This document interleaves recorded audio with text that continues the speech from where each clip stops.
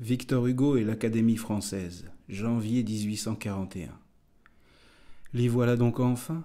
Quel combat pour admettre cet homme qu'il fallait saluer comme un maître, cet homme tout chargé de titres éclatants, pour qui lui aurait dû s'ouvrir à deux battants.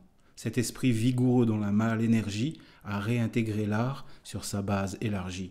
Cet athlète de fer qui seul n'a pas bronché au milieu des vaincus dont le cirque est jonché. Mais on doit être fait à cela, c'est la règle. Toujours à l'institut, l'oison passe avant l'aigle. Qu'un maître au liboron s'y présente à l'envie, on l'accueille et festoie et chacun est ravi. Si par position, par état, par nature, il est bien étranger à la littérature, tant mieux, jamais pour lui le chemin n'est barré, on vocifère en chœur, dignus est intrare. Pesant des candidats les œuvres et les titres, là, souvent, du talent, des ânes sont arbitres. Vrai sénat de Midas, nommant des bouches-trous, qu'ils font pour le besoin surgir on ne sait d'où. Aux coursiers généreux préférant la bourrique, aux vers nerveux et francs, le vers en figurique. Au bon style en un mot, les phrases d'apparat, comme en faisait Thomas et la harpe égara. Lieu commun délayé, assoupissante page, pleine de rien pompeux de phébus et d'ambages, harangue de concours et de réception, effroyable monceau d'amplification, lourd fatras de rhéteurs, sortis des mêmes moules, au style œdémateux et tout chargé d'ampoules, pareil à ces jardins froidement compassés, ornés d'arbres bien droits avec soin espacés. Les choses sont ainsi. Dans la docte assemblée, le premier barbouilleur se voit reçu d'emblée. Il va dans le fauteuil s'installer tout de go. Mais si le postulant a nom Victor Hugo, si c'est quelque écrivain de surhumaine taille, à grand-peine pour lui la porte s'entrebâille. Avec leurs beaux statuts antédiluviens, aux grands hommes jamais leur bouche n'a dit « viens ». Et de leur synagogue avant d'être élu membre, longuement le génie attend dans l'antichambre. On le laisse languir et repasser 10 fois, et ce n'est point pour lui que s'uniront les voix. Car chacun ici-bas vous mesure à son aune, car le ruisseau prétend régler sur soi le Rhône, et l'auteur avorté ne saurait chez autrui tolérer la vigueur qu'il ne sent point en lui. Pourtant, va-t-on me dire, il est là plus d'un homme qu'au monde avec orgueil la France cite et nomme. Et nier dans ce corps toute illustration, c'est pousser un peu loin l'exagération. Soit, je sais en effet qu'au nombre des 40 siègent Chateaubriand, Lamartine, Barante, Charles Nodier, Ségur, Guizot, Villemin, Thiers, dont leurs concitoyens à juste droit sont fiers. Au nez des routiniers, troupes ignares et serviles, on a vu, j'en conviens, Lebrun et Pongerville, la Crételle et Soumet, comprenant leur mandat, porter résolument le noble candidat. Je n'attaque donc point l'Académie en masse, je respecte quiconque y mérita sa place, je rends justice à tous, j'accepte qui de droit, et n'en veux qu'à ces gens de crâne trop étroit, qui voudraient, dans l'ardeur de leur intolérance, de tout jeune talent, déshériter la France. Le siècle de Voltaire en mourant les a faits, ils n'en sont que la queue et que l'arrière fait. Méchants imitateurs que rien ne recommande. Gens, à l'Académie, entrés par contrebande. Escroqueurs de renom qui se sont faufilés dans l'enceinte du temple avec de fausses clés. Ô noble sang-édrin de têtes à perruques, dernier représentant d'une école caduque, vous qu'a toujours guidé l'esprit grammairien et qui dans vos travaux n'inventez jamais rien. Heureux bénéficiaire de la littérature, arrivez là par droit de primogéniture, qui, des quartiers lointains intrépides piétons, venaient exactement recevoir vos jetons. Grand homme qui rangeait tous les mots dans leurs cases, qui blutait le discours et tamisait les phrases. Quel ne fut pas, bon Dieu, votre effroi, votre deuil, lorsqu'on vous dit « Hugo convoite le fauteuil ». Hugo, le révolté, l'insolent dramaturge, qui, dans tous ses écrits, contre vos lois s'insurge.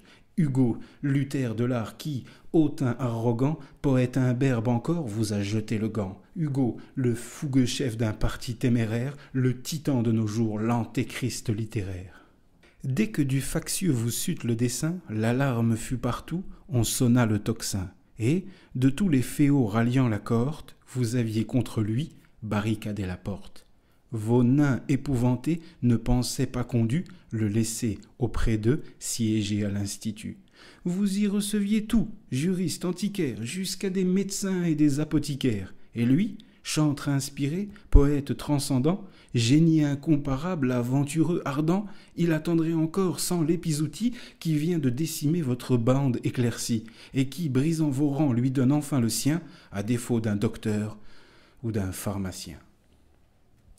Que ne prétextait pas le classique concile pour exclure à jamais cet esprit indocile?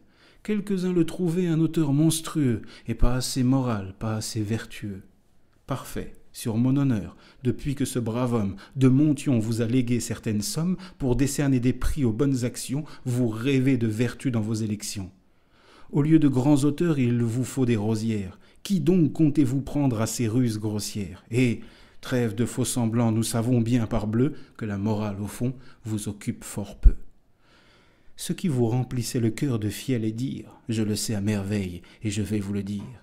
Le vrai tort de celui dont vous ne vouliez pas, c'est d'avoir jeté vos piédestaux à bas, d'avoir anéanti vos pompons, vos bluettes, vos réputations si grêles, si fluettes. Voilà le crime horrible et sans rémission qui seul avait formé la coalition. Et pourtant, ce lépreux, ce damnable sectaire, a fini par percer le cordon sanitaire. Et malgré vos efforts, malgré tous vos complots, le loup tant redouté s'est glissé dans l'enclos. C'est glissé? Parlons mieux, car chez lui rien d'oblique. Debout sur le pavois de la faveur publique, il vous est arrivé, le hardi novateur, comme un roi conquérant, comme un triomphateur. Certes, on ne l'a pas vu par mainte révérence sur ses compétiteurs briguer la préférence. Des juges du combat, loin d'assiéger le seuil, la plus simple démarche alarmait son orgueil. Vous vous êtes montré d'humeur hostile et rêche, et maintenant, vainqueur, il entre par la brèche, et, soutenu des siens qui répètent son nom, sur votre citadelle il plante son penon. Oh, ce jour est un jour de mémorable crise, sans effet, des vieux us la forteresse est prise. Tous les gens de cordeaux, d'équerre et de compas devront rentrer dans l'ombre ou se mettre à son pas. C'est son 18 Brumaire, et c'est la vieille histoire du consul Bonaparte avec le directoire. Vous voilà bien capots, messieurs les envieux, et nous, par contre-coup, nous voilà bien joyeux. Car pourquoi le cacher? L'espoir nous émoustille. Voyant qu'il a forcé votre antique Bastille, nous nous disons qu'enfin approche le moment où le siècle nouveau régnera pleinement et que ce corps infirme et plein d'humeur malsaine, au moyen d'un sang neuf transfusé dans ses veines, peut-être reviendra comme jadis Aison de sa décrépitude en sa jeune saison. Sur vous à l'avenir vont comme une avalanche arriver de Vigny, Sainte-Beuve, Balanche, Dumas, Balzac, Musset, Barbier, etc. Le chef de la colonne introduit, on verra ses premiers lieutenants suivre la même route et son armée un jour s'y rassemblera toute. Terrible coup vraiment sur vos fronts assénés que d'avoir dans vos rangs admis ce forcené. Songez donc aux méfaits que ces permis s'amusent, dans Cromwell, dans Ruy Blas et dans le roi s'amuse. Et vous l'avez reçu. De ce fait, il appert que même parmi vous, le goût baisse et se perd. Ah, sans doute, en quittant la fatale séance, vous fîtes retentir plus d'une doléance. La désolation régnait dans votre camp, et vos cœurs étaient pleins d'un courroux suffocant. Victor Hugo s'asseoir parmi vous, quel scandale, de voir à l'Institut ce site, ce vandale, cet Attila du Vert, esprit dominateur, confrère qui pourrait devenir dictateur. Votre troupe avait droit d'en être effarouchée. Ce lion ne ferait de vous qu'une bouchée. S'il s'y mettait jamais, quel horrible abattis de Lilliputien sous ses coups aplatis. Que sont auprès de lui ces pauvres aristarques, grands auteurs d'examens, notices et remarques? Que sont ces éplucheurs, ces hommes importants, qui vannent le langage et qui passent leur temps à définir des mots par ordre alphabétique auprès de ce géant du monde poétique? Pourtant, à cela même, il se connaît assez. J'ignore ses projets sur ce point, je ne sais si l'aigle assidûment voudra quitter son air pour travaux de critique et de dictionnaire. Mais je sais bien du moins qu'il peut ex professo de la langue française embrassant le faisceau vous tracer son histoire et que ce grand artiste défierait là-dessus le premier grammatiste. Pourquoi non? Doit-il pas, lui, poète divin, connaître du discours et le fort et le fin? D'après des feuilletons, dans le monde on le taxe d'altérer le français, d'ignorer la syntaxe. Or, il est bon d'apprendre aux niais de salon que jamais en ce genre on n'en a su plus long, que ce rare écrivain s'est rendu familière la phrase au franc-parler de Régnier de Molière, qu'il est national, d'un vrai goût de terroir, et que Corneille en lui reconnaîtrait son war. Comme nos vieux auteurs, gloire de ce royaume, il a 1000 heureux tours, et de notre idiome, il connaît les tenants et les aboutissants, et peut, de tous les mots, vous dire tous les sens. Les gens de l'Institut sont-ils donc bien malades d'avoir près d'eux l'auteur des odes et ballades, de 20 autres écrits si brillants, si divers, de tant de belles proses et de tant de beaux vers? Étrange aveuglement, parfois on me demande, à présent qu'il en est, pensez-vous qu'il s'amende?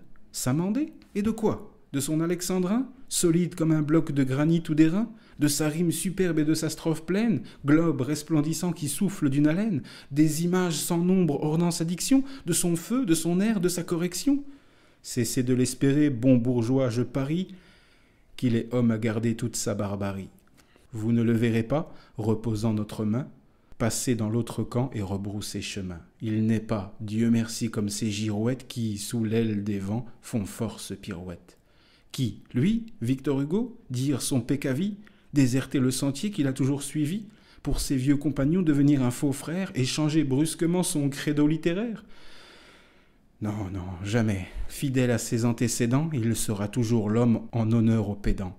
Point de mea culpa, point de palinodie, car son passé n'est pas de ceux qu'on répudie. C'est bien assez qu'il est à les remercier, et ce qui plus me fâche, à louer le mercier. C'est chose de rigueur, le récipiendaire de celui qui le remplace est quasi solidaire. Il doit vanter sa gloire, et dans son compliment, n'eût été qu'une bûche, en parler poliment. Or, on sait ce qu'était l'ami Népomucène, et de quel ver du diable il infestait la Seine. Mais pourquoi, dira-t-on, Victor Hugo tient-il à venir prendre place au temple du Babil? Dans cette académie impotente baraque, qui dès longtemps chancelle et se lézarde et craque. Il y tient, pour coller le stupide ramas des jaloux qui disaient qu'on ne l'y verrait pas. Tous les gens à tabac à flâner la cautère, tous les ex-bonnetiers, droguistes et notaires, tous ceux aux yeux desquels un diplôme, un habit, de l'homme en un instant peut changer l'acabit. Il n'en vaudra pas mieux cependant à tout prendre. Pour d'autres c'est monter, mais pour lui c'est descendre. Il est bien au-dessus de l'honneur qu'on lui fait. L'uniforme brodé qu'en ce jour il revêt, qu'est-ce près d'Hernani, près des feuilles d'automne, près des champs d'Orient dont la splendeur étonne, près de cette épopée où tout le vieux Paris, Notre-Dame au milieu, redresse ses débris. Les grands traits des beaux vers sont là par charter, les perles du style à plein boisseau jetés. Aussi, ne verra-t-on ni son astre pâlir, ni son esprit oseur près d'eux s'annonchalir. Je me rends caution que sa nouvelle place, loin de l'intimider, accroîtra son audace. Pour plusieurs, l'Institut semble n'avoir été qu'un brevet de sottise et d'incapacité. Pour d'autres, vieux chevaux usés par la voiture, c'est l'extrême onction de la littérature. Vétérans de la plume, on les met en ce lieu quand ils ne sont plus bons qu'à rendre une âme à Dieu.